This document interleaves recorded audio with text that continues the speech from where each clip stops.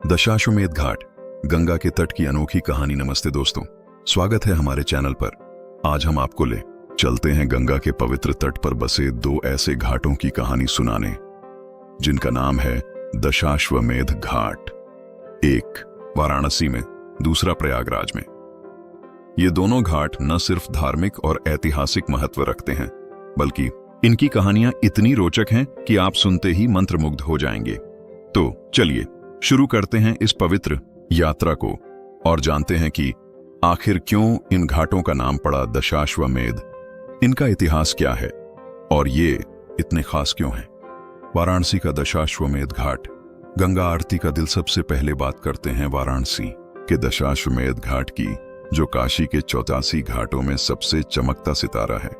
ये घाट काशी विश्वनाथ मंदिर के ठीक बगल में है और हर शाम यहाँ होने वाली गंगा आरती को देखने के लिए दुनिया भर से लोग उमड़ पड़ते हैं। लेकिन क्या आपने कभी सोचा कि इसका नाम दशाश्वमेध क्यों पड़ा? नाम की कहानी। दशाश्वमेध का मतलब है 10 अश्वमेध यज्ञ, यानी 10 घोड़ों का बलिदान। इस नाम के पीछे कई पौराणिक कहानियां हैं। ब्रह्मा की भक्ति। काशी खंड के मुताबिक भगवान ब्रह्मा ने यहाँ 10 अश्वमेध यज्ञ किए ताकि भगवान शिव को निर्वासन से वापस काशी बुला सकें। जी हाँ, ब्रह्मा जी ने गंगा के तट पर ये यज्ञ किए और तब से इस जगह का नाम दशाश्वमेध हो गया। राजा दिवोदास का योगदान। एक दूसरी कथा कहती है कि काशी के राजा दिवोदास ने यहाँ 10 यज्ञ किए, जिसने इस घाट को और पवित्र बना दिया। नागवंशी राजा और भारशिव। कुछ इतिहासकार मानते हैं कि नागवंशी राजा वीरसेन या फिर दूसरी शताब्दी में भारशिव राजाओं ने यहाँ यज्ञ किए, जिसके बाद इस घाट का नाम पड़ा। और तो और 1929 में यहाँ रानी पुटिया के मंदिर के नीचे खुदाई में कई यज्ञ कुंड मिले, जो इस बात की पुष्टि करते हैं कि यहाँ बड़े पैमाने पर यज्ञ हुए थे। है ना कमाल की बात? घाट का इतिहास और निर्माण। पौराणिक कथाओं में इस जगह को रुद्र सरोवर कहा जाता था।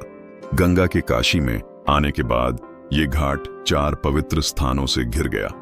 पूर्व में गंगा पार, दक्षिण में दशहरेश्वर, पश्चिम में अगस्त्य कुंड और उत्तर में सोमनाथ। लेकिन आज का दशाश्वमेध घाट जैसा हम देखते हैं, उसे 1748 में पेशवा बालाजी बाजीराव ने बनवाया। फिर 1776 में इंदौर की रानी अहिल्याबाई होलकर ने इसका जीर्णोद्धार करवाकर इसे और भव्य बनाया। क्या है खास? गंगा आरती। हर शाम यहाँ होने वाली गंगा आरती एक ऐसा नजारा है जो दिल को छू लेता है। पुजारी पीतल के विशाल दीपकों के साथ मंत्रोच्चार करते हैं और गंगा की लहरें मानो उनके साथ ताल मिलाती हैं। ये आरती 1991 से हर दिन हो रही है और कार्तिक पूर्णिमा पर तो ये और भी भव्य हो जाती है। पंचतीर्थ का हिस्सा। ये घाट काशी के 5 पवित्र तीर्थों में से एक है। मान्यता है कि यहाँ स्नान करने से 7 जन्मों के पाप धुल जाते हैं और मोक्ष की प्राप्ति होती है। नौका विहार। यहाँ से गंगा में नाव की सवारी का मजा ही अलग है। साझा नाव में 50 रुपए प्रति व्यक्ति और निजी नाव में 800 रुपए तक में आप पूरे घाट का नजारा ले सकते हैं। आसपास के मंदिर। यहाँ प्रयागेश्वर मंदिर जैसे कई पवित्र मंदिर हैं जो इस घाट को और खास बनाते हैं। तो दोस्तों, वाराणसी का दशाश्वमेध घाट सिर्फ एक घाट नहीं, बल्कि आस्था, संस्कृति और इतिहास का संगम है। लेकिन रुकिए, अभी कहानी खत्म नहीं हुई। अब चलते हैं प्रयागराज के दशाश्वमेध घाट की ओर। प्रयागराज का दशाश्वमेध घाट। तीर्थराज की शान प्रयागराज, जिसे तीर्थराज कहा जाता है, वहां दारागंज में गंगा के तट पर बसा है। दशाश्वमेध घाट। ये घाट खास तौर पर महाकुंभ और माघ मेले के दौरान लाखों श्रद्धालुओं का केंद्र बनता है। लेकिन इस घाट की कहानी भी कम रोचक नहीं है। नाम की कहानी यहां भी दशाश्वमेध का मतलब वही है, 10 अश्वमेध यज्ञ।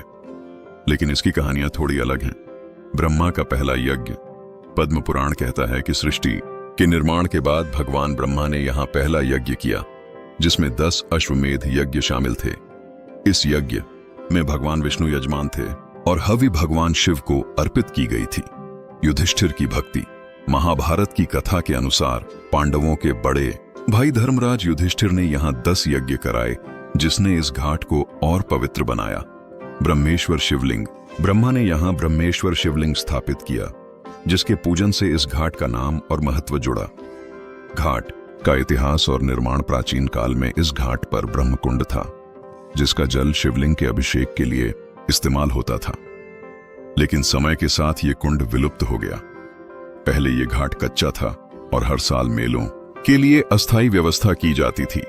लेकिन 2025 के महाकुंभ के लिए उत्तर प्रदेश सरकार ने इसे 110 मीटर लंबा पक्का घाट बनवाया, जिसमें सीढ़ियां और रेलिंग इसे और सुंदर और सुगम बनाती हैं। यहाँ का आदि गणेश मंदिर भी बहुत खास है। इसका जीर्णोद्धार 16वीं शताब्दी में राजा टोडरमल ने करवाया था और 2025 के महाकुंभ के लिए इसका सौंदर्यीकरण किया जा रहा है। क्या है खास? शिव मंदिर की अनोखी बात। यहाँ एक ऐसा शिव मंदिर है जिसमें 2 शिवलिंग हैं, ब्रह्मेश्वर और दशाश्वेश्वर। ये देश का इकलौता मंदिर है जहाँ 2 शिवलिंगों का एक साथ पूजन होता है। एक कथा के अनुसार जब औरंगजेब ने इस मंदिर को तोड़ने की कोशिश की तो शिवलिंग से दूध और रक्त की धारा निकल पड़ी और वो डर कर भाग गया। रोचक टोन है ना? हैरान करने वाली बात। महाकुंभ का केंद्र। ये घाट महाकुंभ और माघ मेले का प्रमुख स्थान है, जहां लाखों लोग गंगा स्नान के लिए आते हैं। कांवर यात्रा। सावन में कांवरिये यहां से गंगा जल लेकर काशी और अन्य शिव मंदिरों में चढ़ाते हैं। आध्यात्मिक महत्व। मान्यता है कि यहां स्नान और ब्रह्मेश्वर शिवलिंग का पूजन करने से मृत्यु के बाद ब्रह्मलोक की प्राप्ति होती है। दोनों घाटों की तुलना स्थान। वाराणसी का घाट काशी विश्वनाथ मंदिर के पास है, जबकि प्रयागराज का घाट त्रिवेणी संगम के करीब। नामकरण। दोनों का नाम 10 अश्वमेध यज्ञ से आया, लेकिन वाराणसी में ब्रह्मा और राजा देवोदास की कथाएं प्रमुख हैं, जबकि प्रयागराज में ब्रह्मा और युधिष्ठिर की। निर्माण।